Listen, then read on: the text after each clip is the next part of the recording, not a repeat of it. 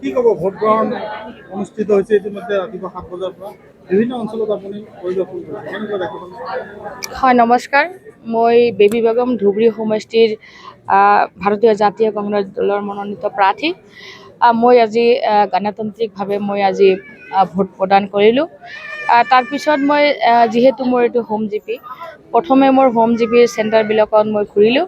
এতিয়া মই বেলেগ বেলেগ জিপিত যাম, গোটেইখিনি চেণ্টাৰত ঘূৰিবলৈ চেষ্টা কৰিম। মই যিটো সঁহাৰি পাইছোঁ, মই যিটো ভোটাৰৰ যিটো সঁহাৰি পাইছোঁ, মই 100% মানে আশাবাদী যে এইবাৰ ইনশাল্লাহ মোৰ জয় নিশ্চিত। যিহেতু চৰকাৰে বিভিন্ন প্ৰক্ৰিয়া ইতিমধ্যে ব্যৱস্থা কৰিছে, কেনেকুৱা প্ৰতিটো চেণ্টাৰত চলি আছে, কেনেকুৱা দেখা পায়?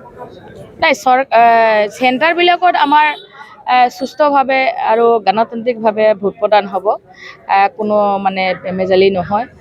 যিহেতু এতিয়া ৰাইজ সচেতন, ৰাইজে মানে ভোটাৰে সচেতন, তেখেতসকলে ভোট স্বতঃস্ফূৰ্তভাৱে আহিছে, তেখেতসকলে ভোট প্ৰদান কৰিবলৈ অলৰেডি চেণ্টাৰে আহিছে।